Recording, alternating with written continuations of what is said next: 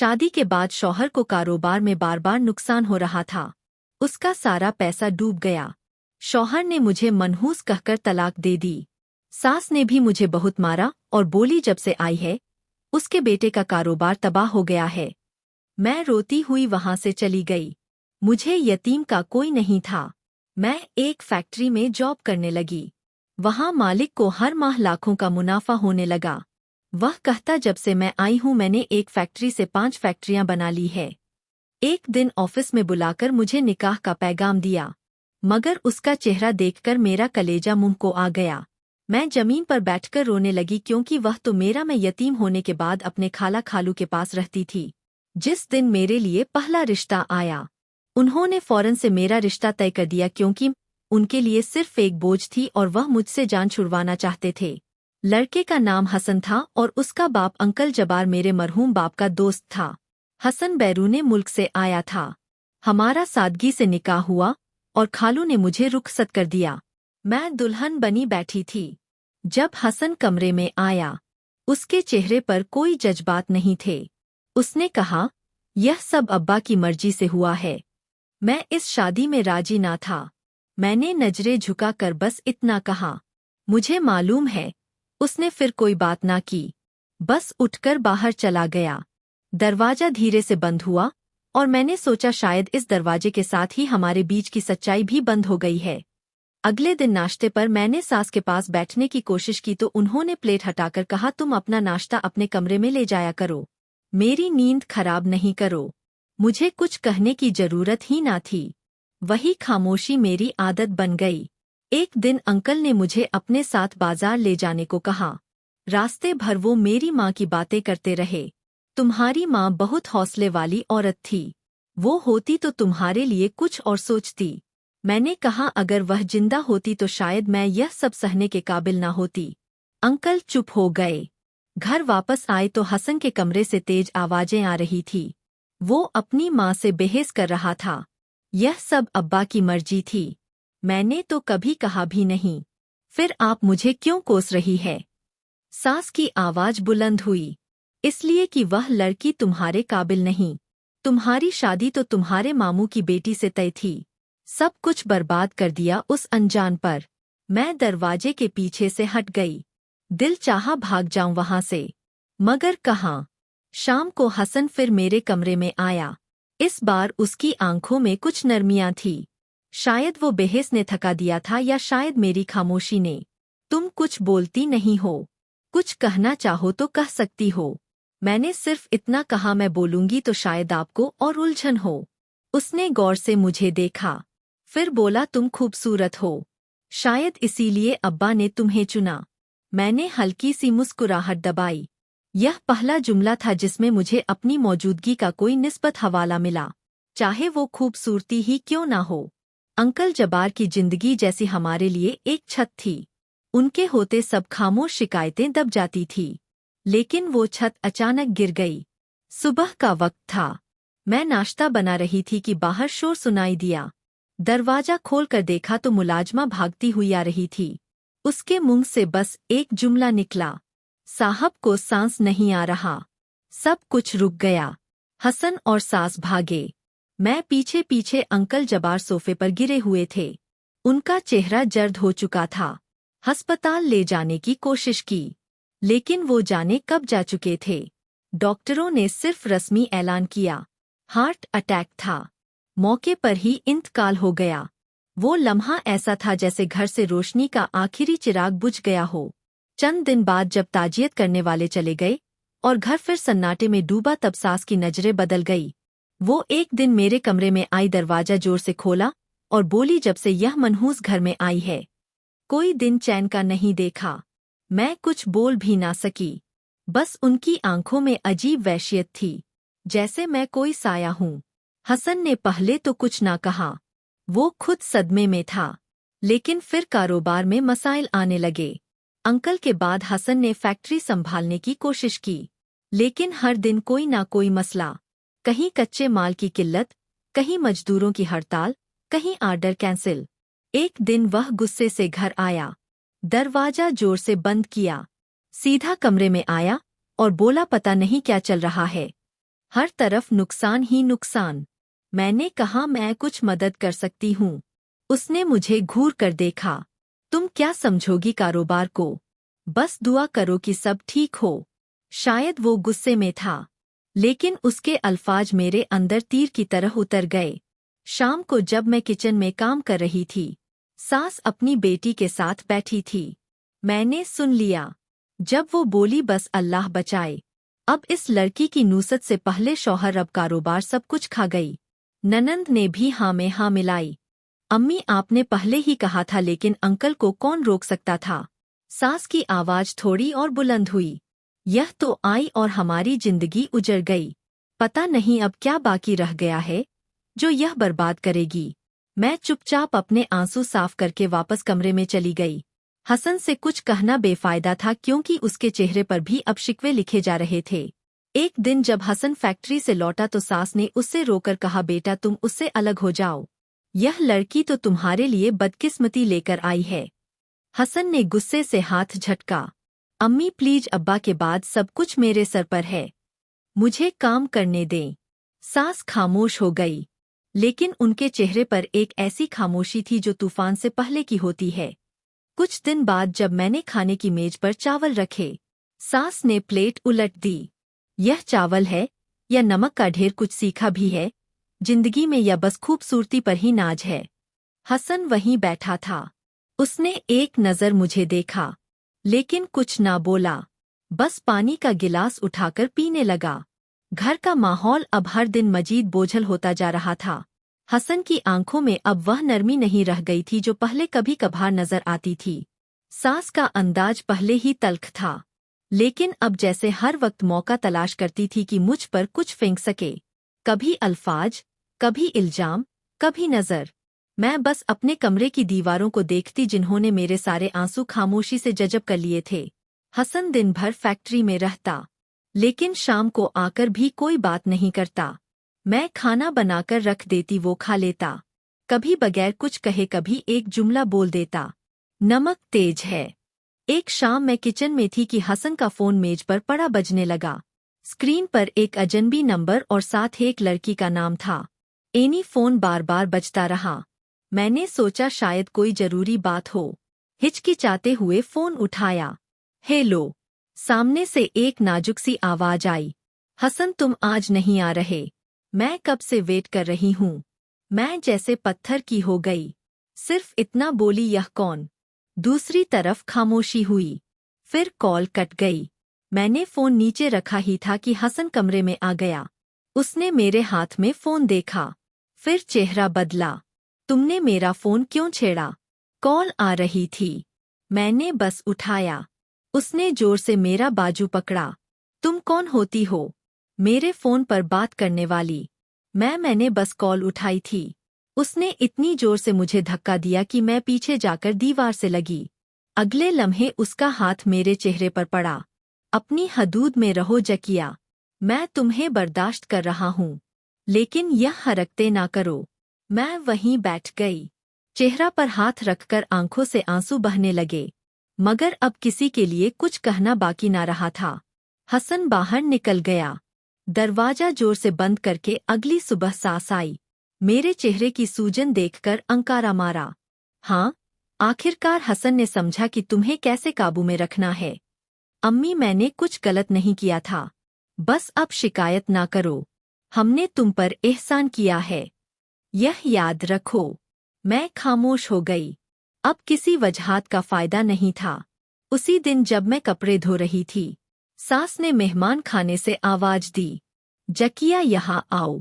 मैं गई तो वहाँ दो औरतें बैठी थी, शायद रिश्तेदार। सास ने कहा, यह है जकिया, शक्ल की अच्छी है, लेकिन बस नसीब का क्या करें, आते ही सब कुछ बर्बाद हो गया। एक औरत ने सर हिलाकर कहा, ऐसे वक्त की नहुसत होती है, जिस घड़ी घर में आई वही सब कुछ ले गई। मैं पलट आई। अब मेरे बारे में सबकी राय एक जैसी होती जा रही थी। खामोश, मनहूस और काबिल इल्जाम। रात को हसन आया। मैंने दरवाजा खोला, वो सीधा अंदर गया, जूते जोर से फर्श पर फेंके। मैंने खाना लगाया, उसने प्लेट को हाथ भी ना लगाया। बोला, मुझे भूख नहीं, कुछ तो खा ले, सुबह से कुछ नहीं खाया आपने। जकिया तुम मेरी माँ नहीं हो, बार बार मत टोका करो। मैंने प्लेट वापस उठा ली। दरवाजा बंद किया और चुपचाप अंधेरे में जा बैठी। कुछ दिन बाद हसन का दोस्त आया। एक फाइल देने जाते हुए कहने लगा, भाभी हसन तो आजकल बहुत गुस्से में रहता है, रातों को भी बाहर होता है। सब ठीक है? मैंने सिर्फ मुस्कुरा कर सर हिला दिया। हाँ, सब ठीक है। शायद वो जान गया था कि सब कुछ ठीक नहीं, मगर कुछ ना बोला। एक शाम जब मैं कपड़े तय कर रही थी, हसन फोन पर जोर जोर से किसी से बात कर रहा था। कितनी बार कहा है, तुम रात को कॉल मत किया करो, घर में मसला होता है। हाँ, कल मिलते हैं। जब उसने फोन बंद किया तो मैंने कुछ ना कहा, बस नजर मिलाकर पूछा, कौन थी? उसने मुझे देखा और हंस दिया। क्यों तफ्तीशें शुरू कर दी तुमने? नहीं, बस पूछा तो याद रखो जो औरत शौहर की परछाइयां तक देखने लगे, वो इज्जत खो देती है। फिर वो चला गया और मैं खामोश हो गई। सास का रवैया और सख्त होता गया। कभी कहती मेरे घर का सुकून बर्बाद कर दिया तुमने, कभी बोलती हसन की हालत देखी है, तुम्हारी वजह से है सब। अब मैं सिर्फ एक वजूद थी जो हर दर्द का निशाना था, हर इल्जाम की दीवार। जैसे जैसे दिन गुजरते गए मेरी हैसियत उस घर में एक साया बनकर रह गई। ना मेरा कोई हक था, ना आवाज। सास का लहजा अब महज तल्ख नहीं रहा था बल्कि झर भरा होता जा रहा था। ननंद जब भी घर आती उसकी बातों में वही तंज, वही नफरत होती जो सास से विरासत में मिली लगती थी। एक दिन किचन में मैं दाल में तड़का लगा रही थी कि ननंद आकर दरवाजे से टेक लगाकर खड़ी हो गई। बोली, सुना है तुम रातों को जागती हो, क्या व्यर्थ करती हो? जादू? मैंने चौंक कर देखा। नहीं, बस नींद नहीं आती। वो हंसी, हाँ नींद कैसे आएगी जब दिल में चालाकी हो तो जमीर कहाँ सोने देता है। उसकी आवाज में तंज का जहर टपक रहा था। सास भी वहीं आ गई। कहने लगी, हमने पहले ही कहा था यह लड़की सीधी नहीं है। हसन जब से इसके करीब हुआ है सब कुछ उल्टा हो रहा है। घर का सुकून, कारोबार, अब्बा की जान सब इसकी नूसत ले गई। मैंने नजर झुका दी।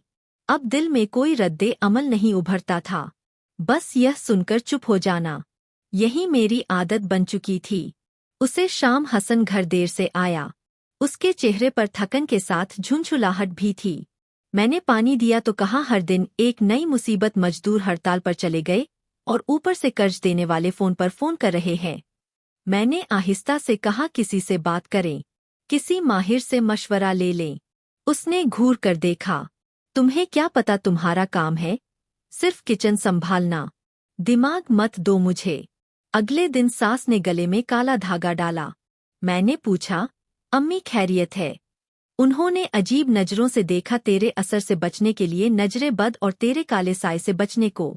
ननंद हंसी, अम्मी इसे भी एक लोटा पानी देकर चुपके से घर से बाहर फेंक देना चाहिए, हो सकता है इसका जादू खत्म हो जाए। मेरी सांस रुक गई। अब जादूगरनी कहना रोज का मामूल था। मुझे लगता वह किसी दिन वाकई मुझे किसी फकीर के पास ले जाएंगी।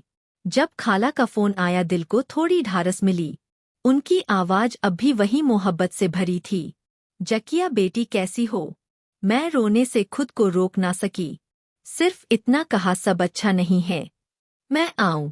उन्होंने पूछा। मैंने कहा, बस आपकी आवाज काफी है। शायद यही गलती थी। अगले ही दिन खालू का पैगाम आया, आइंदा खाला से बात ना करना, वो तुम्हें और हमें दोनों को नुकसान दे रही है। खाला की तरफ का हर राफ्ता खत्म हो गया, जैसे मेरा माजी भी मुझसे छीन लिया गया हो। अब मेरे दिन खामोशी में गुजरते। एक दिन मैंने सुना कि सास एक औरत से बात कर रही थी। कल एक पीर साहब आ रहे हैं, वो इस लड़की पर दम करेंगे। देखते हैं कहाँ से कर रही है यह सब कुछ। पीर साहब आए। सारा घर खामोशी से बैठा और मुझे उनके सामने लाकर बिठा दिया गया। उन्होंने कुछ पढ़ा और मेरे माथे पर फूंक मारी। फिर बोले, यह लड़की बहुत भारी है, इस पर असर है। सास ने फौरन कहा, हमने कहा था ना यह मनहूस है। मैंने कुछ नहीं कहा। अब तो दम भी मेरे खिलाफ दलील बन गया था। कभी कभी हसन का फोन बजता और वह बाहर चला जाता। मैं पूछती, कहाँ जा रहे हैं, तो वह टाल देता, काम है। तुम्हें क्या फर्क पड़ता है?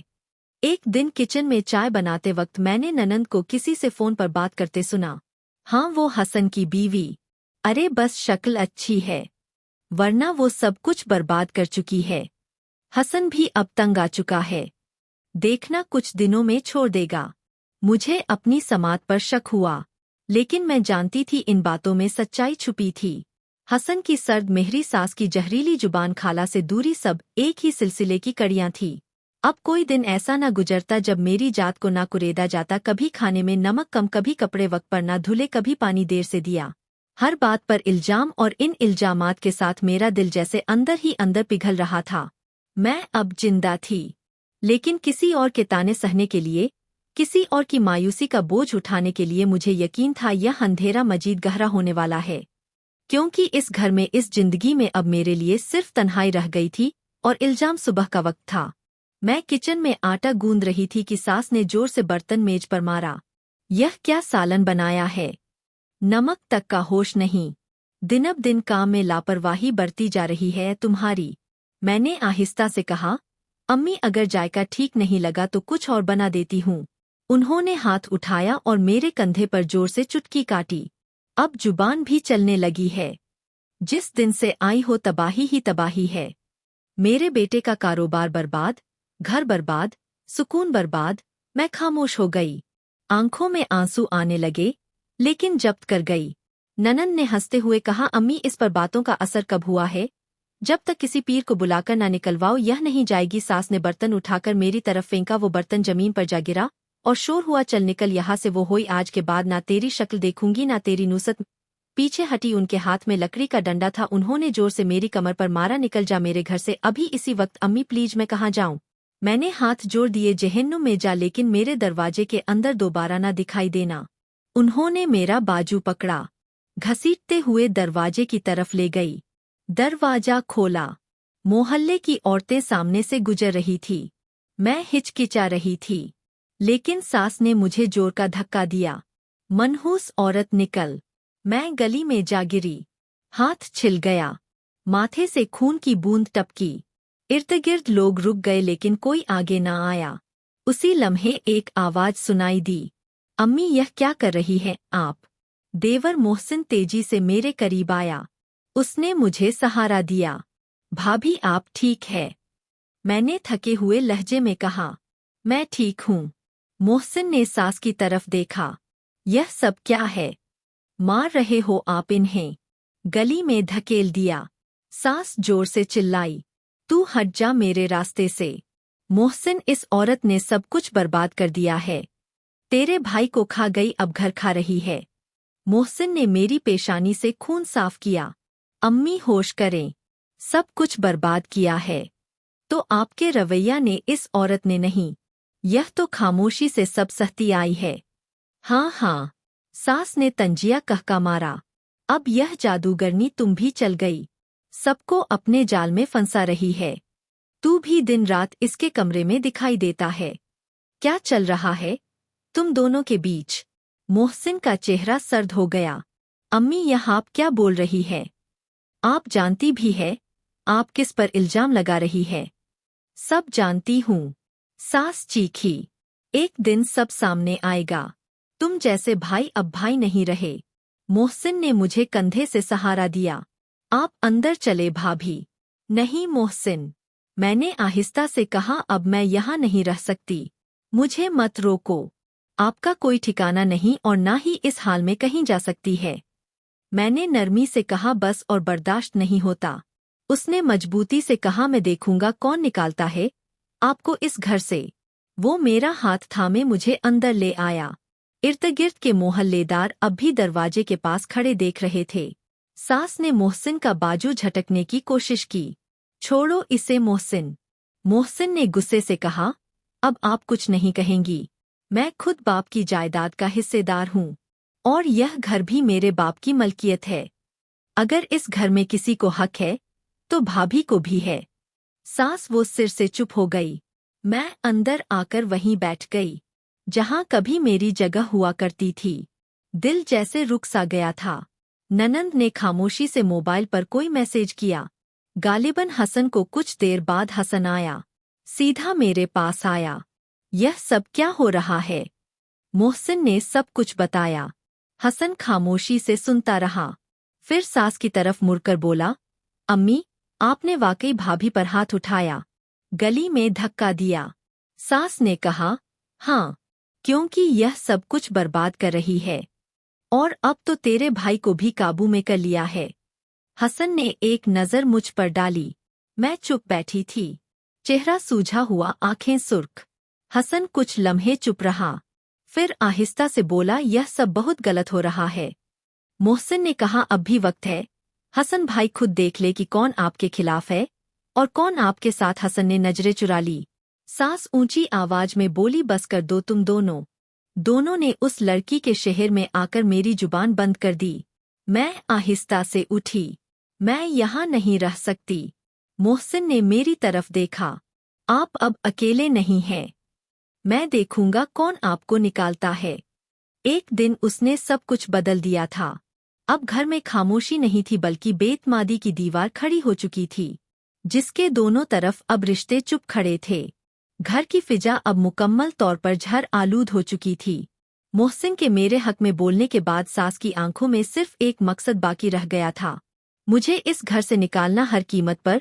और अब वह कोई और तरीका नहीं बल्कि इल्जाम का सबसे गंदा हथियार इस्तेमाल करने वाली थी। एक दोपहर मोहसिन बाहर से आया। उसके हाथ में कुछ कपड़े थे जो मैंने धोबी को देने थे। वो सीधा मेरे कमरे में आ गया, जहां मैं कालीन साफ कर रही थी।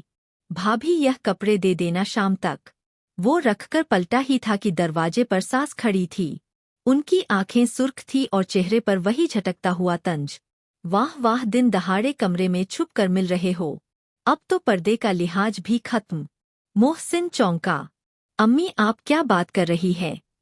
मैं बस कपड़े देने आया था। बंद दरवाजे के पीछे सास की आवाज बुलंद हो चुकी थी। मैं सब समझती हूँ। बहुत दिन से देख रही हूँ। तुम दोनों की नजरों को हर वक्त इसी के कमरे में क्यों रहते हो? मैं खड़ी हो गई।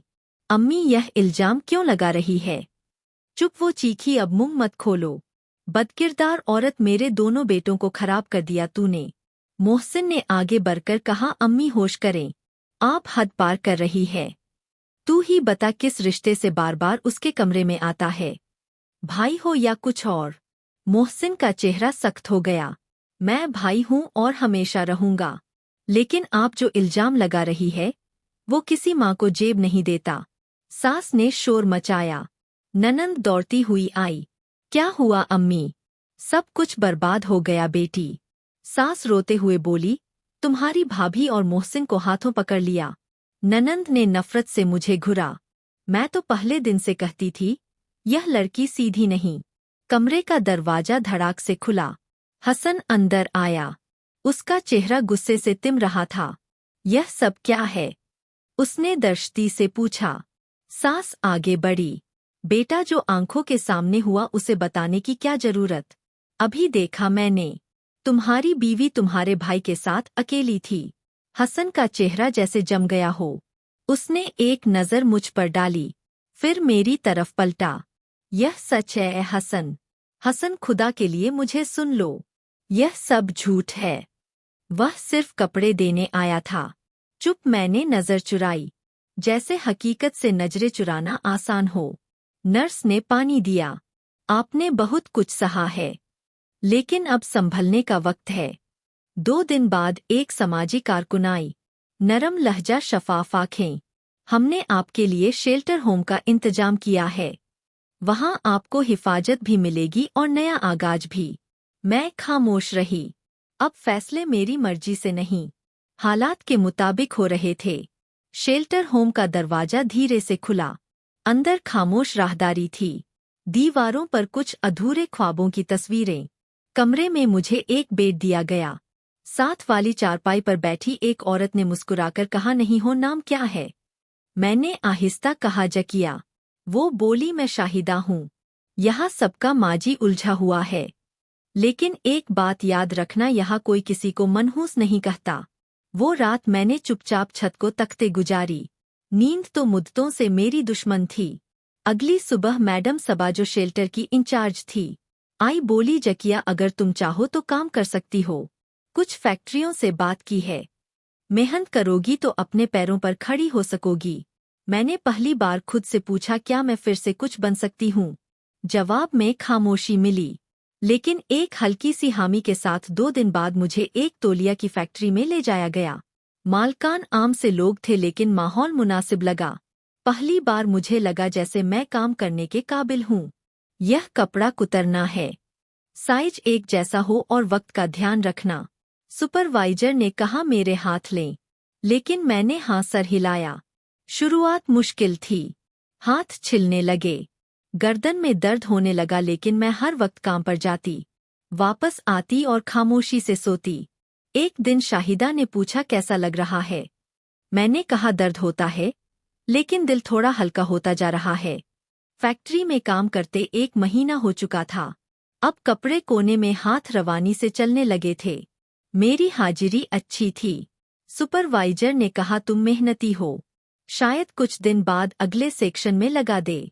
यह सुनकर दिल में अजीब सा एहसास जागा, जैसे मैं कुछ बनने जा रही हूँ। शेल्टर होम की जिंदगी अलग थी। वहाँ सब औरतें मुख्तलिफ कहानियाँ थीं, लेकिन हर चेहरे पर एक मुश्त का दर्द था। मैं किसी से ज्यादा बात ना करती, बस सबको सलाम करती और अपने काम में लगी रहती। एक दिन फैक्ट्री में काम के बाद एक लिफाफा हाथ में दिया गया। सुपरवाइजर ने कहा मालिक ने दिया है, कुछ खास पैगाम है। मैंने लिफाफा खोला, अंदर एक मुख्तसर सा नोट था। जकिया तुम में कुछ खास है, तुम जैसी औरतों को इज्जत मिलनी चाहिए, तरस नहीं। मैं तुमसे निकाह करना चाहता हूँ, यह मेरा वादा है कि तुम्हें हमेशा इज्जत दूंगा। मालिक मेरी आंखों में बेकीनी थी, दिल में गुस्सा उभरा। मैं लिफाफा हाथ में लिए सीधी दफ्तर पहुंची। दरवाजा खोलते ही आवाज दी, मालिक कहाँ है?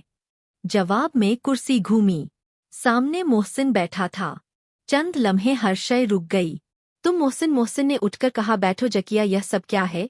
तुम फैक्ट्री के मालिक हो, यह नोट तुमने दिया। उसने हल्की सी मुस्कुराहट के साथ कहा हाँ, 2 हफ्ते पहले मैंने फैक्ट्री खरीदी, तुम्हें पता भी ना चला। और यह सब निकाह की बात उसने आंखों में देखते हुए कहा, क्योंकि मैं तुम्हें सिर्फ सहारा नहीं इज्जत देना चाहता हूँ। जिस दिन तुम्हें घर से निकाला गया था, अभी उस दिन वही दरवाजा छुड़ाया था। मेरी आवाज कांप रही थी, मोहसिन मेरे अंदर अब किसी पर यकीन बाकी नहीं। सिर्फ एक मौका दो, सिर्फ एक, ताकि दुनिया को पता चले कि तुम बेसहारा नहीं हो। मैं खामोश हो गई। शायद अंदर कहीं कोई दरवाजा हल्का सा खुल गया था, लेकिन यकीन करना अभी बाकी था। शहर की वो गली जहां शेल्टर होम था, अब मुझे अजनबी नहीं लगती थी। हर सुबह वही रास्ता, वही फैक्ट्री का गेट और अंदर दाखिल होते ही मशीनों की गड़गड़ाहट, सब कुछ मामूल पर था। मगर उस दिन जब गेट पर एक नया बोर्ड लगा देखा, दिल धक से रह गया। मलिक एंड सनस सब कारकुन आपस में सरगोशियां कर रहे थे। मालिक बदल गया है, पता नहीं पर सुना है नया मालिक सख्त है। पिछली बार भी कई लोगों को निकाल दिया था। मैं खामोशी से कटिंग रूम की तरफ बढ़ गई। मशीन पर हाथ रखते हुए दिल में वही सवाल था, क्या मेरी जगह भी खतरे में है? कुछ ही देर बाद सुपरवाइजर अंदर आया, हाथ में एक लिफाफा था। मेरे करीब आकर बोला जकिया, यह तुम्हारे लिए है, मालिक की तरफ से। मैंने झिझकते हुए लिफाफा लिया। सबकी नजरें मेरी तरफ थी। मैं उसे फौरन खोलने की हिम्मत ना कर सकी। कुछ देर बाद पिछले कमरे में गई और दरवाजा बंद करके लिफाफा खोला। एक मुख्तसर सा नोट था, लेकिन अल्फाज ने जैसे सांस रोक ली, जकिया तुम्हें सिर्फ काम की जगह नहीं, जिंदगी में इज्जत देना चाहता हूँ। निकाह की सूरत में मैं वादा करता हूँ कि तुम्हारी इज्जत, तुम्हारा हक, तुम्हारा नाम सब कुछ बनकर दिखाऊंगा। फैसला तुम्हारा है। कुछ लम्हे वो कागज में हाथ में लेकर साकित बैठी रही। दिमाग में सिर्फ शोर था, कौन है यह? क्यों मेरे साथ मजाक किया जा रहा है? क्या यह भी एक नया खेल है? मैंने कागज मुट्ठी में लिया, दरवाजा खोला और सीधी ऑफिस की तरफ चल दी। रास्ते में कई लोगों ने मेरी तरफ देखा, शायद मेरे चेहरे की सख्ती पड़ ली थी। ऑफिस के बाहर पहुंचकर दरवाजा जोर से खोला। अंदर मेज, सोफा, फाइलें और कुर्सी पर बैठा वो शख्स जिसे देखकर जैसे मेरी जमीन खिसक गई। मोहसिन। वो उठा, पुरस्कून चेहरा, हल्की मुस्कुराहट। बैठो जकिया, यह सब क्या है? तुमने यह फैक्ट्री खरीदी? हाँ, यह खत, यह बात सब मैंने लिखा। मैंने आगे बढ़कर लिफाफा उसकी तरफ फेंका। तुम्हें लगा यह मुनासिब है? यह सब यूं अचानक? मोहसिन ने लिफाफा उठाया, एक गहरी सांस ली। जकिया, मैं जानता हूँ तुम्हारी जिंदगी में धोखे बहुत आए हैं और मैं कोई दावा नहीं करता कि मैं सब कुछ बेहतर कर सकता हूँ, लेकिन मैं चाहता हूँ कि तुम यह जान लो, तुम तन्हा नहीं हो। तुम जानते हो लोग क्या कहेंगे। लोग हमेशा कुछ ना कुछ कहते हैं, लेकिन इज्जत सिर्फ वही दे सकता है जो खुद इज्जतदार हो। और मैं चाहता हूँ तुम्हें वो इज्जत दूं जो तुमसे छीन ली गई थी। मैं कुर्सी पर बैठ गई। दिल का बोझ बहुत भारी था। जुबान पर सवाल बेतरतीब, तुम्हें अंदाजा भी है मैं क्या कुछ सुन चुकी हूँ। मेरे किरदार पर शक किया गया, तुम्हारे साथ नाम जोड़ा गया, और अब तुम खुद यह सब करके दुनिया के मुंह बंद करवाना चाहते हो।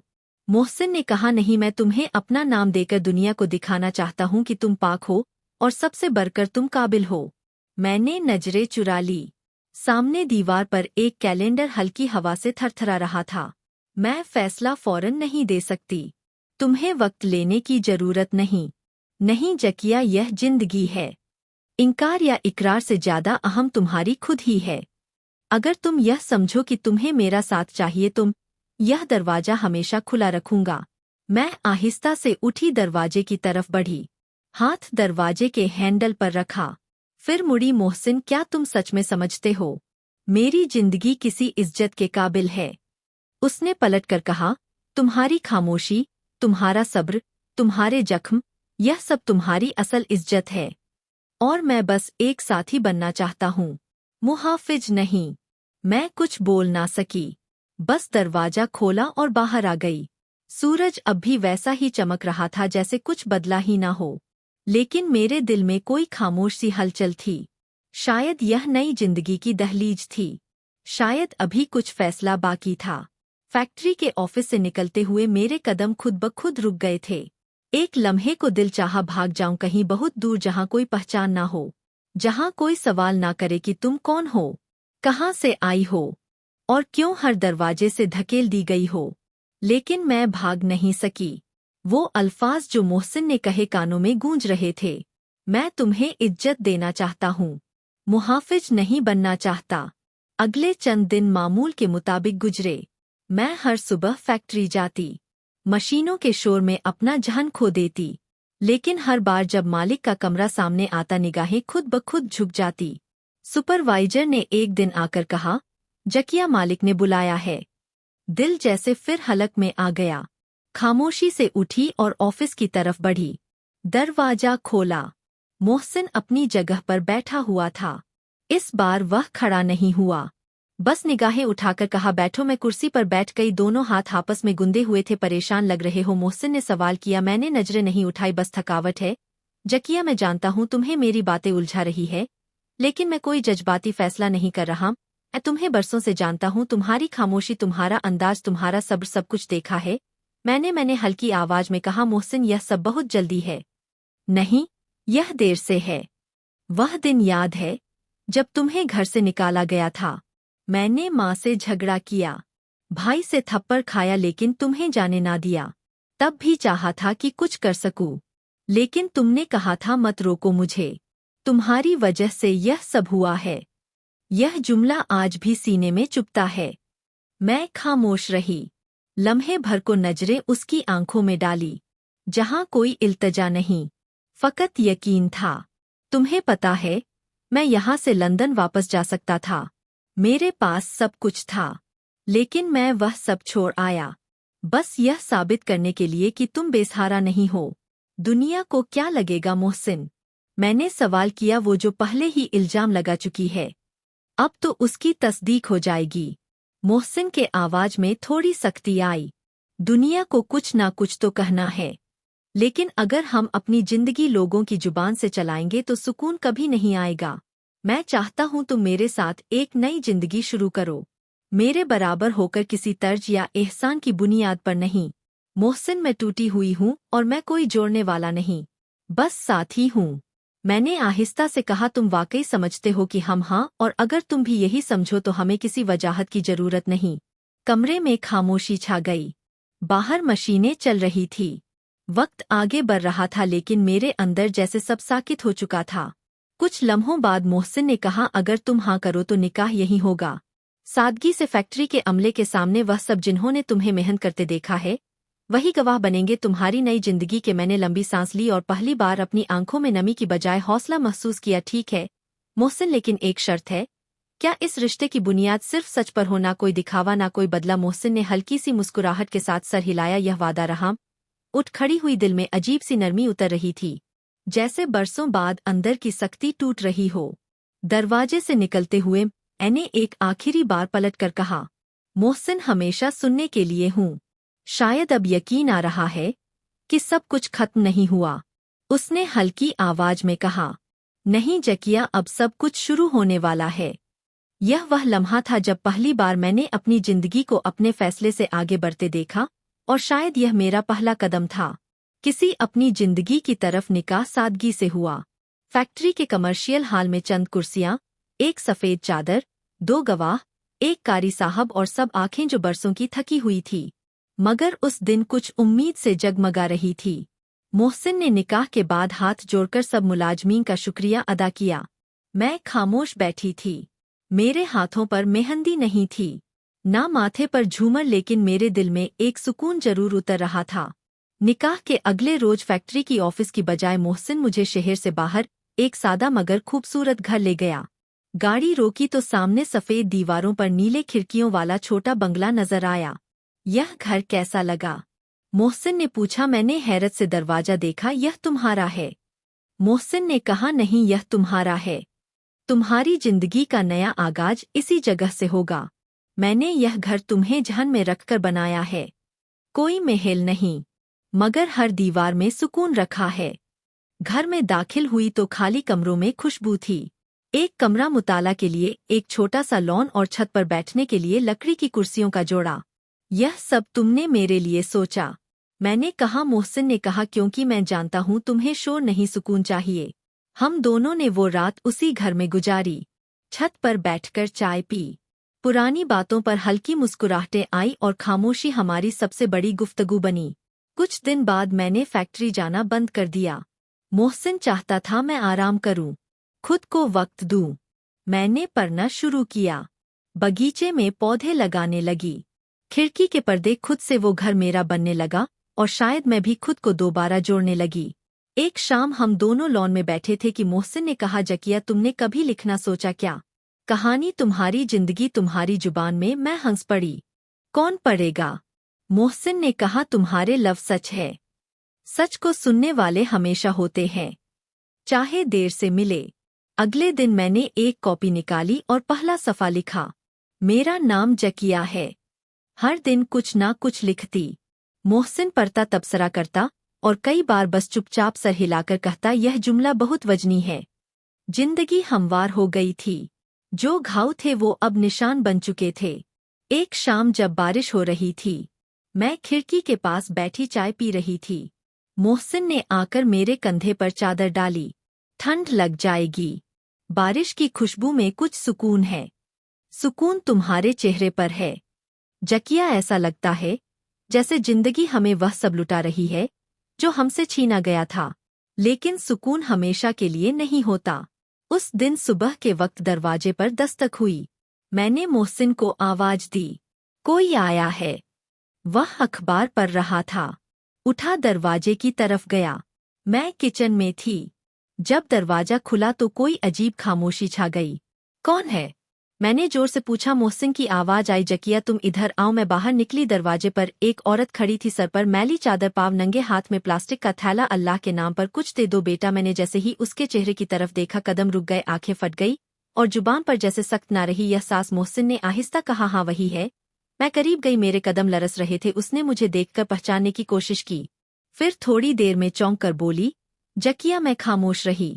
उसके चेहरे पर गर्द, बाल बिखरे, आंखों में भूख थी। बेटी, मुझे माफ कर दे। मैंने तेरे साथ बुरा किया। आज मेरे पास कुछ नहीं बचा।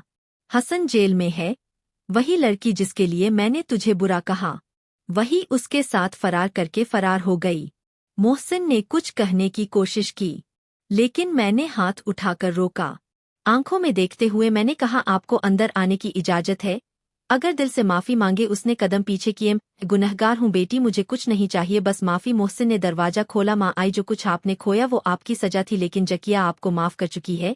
मैंने चादर आगे बढ़ाई। यह होड़ ले बारिश है, ठंड लग जाएगी। उसके आंसू थमे नहीं, और मैं जानती थी यही वो लम्हा था जब हमने उन जख्मों को बंद कर दिया था जो बरसों से रिश्ते चले आ रहे थे। दरवाजे के सामने वह औरत खड़ी थी जो कभी मेरी सास कहलाती थी, जिसकी आवाज मेरे ख्वाबों में गूंजती थी और जिसके लफ्ज मेरे अंदर बरसों तक कांटे बनकर चुभते रहे। अब वो औरत मैली चादर में लिपटी बिखरे बालों के साथ मेरे सामने हाथ फैलाए खड़ी थी। जकिया पहचाना मुझे। मैं चंद लम्हे साकेत रही। मोहसिन ने मेरे कंधे पर हाथ रखा, आहिस्ता से बोला, यह वक्त है जकिया, फैसला तुम्हारे हाथ में है। मैंने उसकी तरफ देखा। वह जमीन पर बैठ गई, आवाज में शिकस्त थी, आंखों में पछतावा। बेटी, अब कहने को कुछ नहीं बचा। हसन जेल में है। जिसके लिए मैंने तुझे निकाला उसी ने हमें लूटा। मेरे पीछे अब कोई नहीं। दामाद ने घर से निकाल दिया। मैं कई दिन से सड़कों पर हूँ। आज तेरी गली का पता मिला तो हिम्मत की। मेरे सामने वह औरत बैठी थी जो कभी मेरे लिए इज्जत छीनने वाली थी और आज खुद इज्जत मांगने आई थी। मैंने खामोशी से कहा, आपको याद है जब आपने मुझे दरवाजे से धक्का दिया था, तब भी बारिश हो रही थी। वो चुप रही, शायद उसे याद था। आपने कहा था मैं मनहूस हूँ। मैं सब कुछ खा गई। आज क्या बचा है? आपके पास कुछ नहीं बेटी, बस दिल में एक बोझ है। मैंने बहुत जुल्म किया, मोहसिन को भी बुरा भला कहा, और तुम पर जो इल्जाम लगाया उसकी माफी नहीं। मोहसिन ने दरवाजा पूरा खोल दिया। अम्मी अंदर आ जाए, हम आपसे बदला नहीं लेंगे। मैंने चादर उठाकर उनके कंधे पर रखी। यह आपका घर नहीं रहा, लेकिन आपके लिए जगह है। वो मेरे कदमों में गिर गई। अल्लाह तुम दोनों को खुश रखे। मैं कुछ नहीं मांगती, सिर्फ सर छुपाने की जगह चाहिए। मोहसिन ने उनका हाथ थामा। माँ, आज तुम्हें पनाह देने वाले वही लोग हैं जिन्हें तुमने बेदखल किया था, मगर याद रखो, इज्जत वही देते हैं जिनके दिल में नफरत की जगह खाली हो।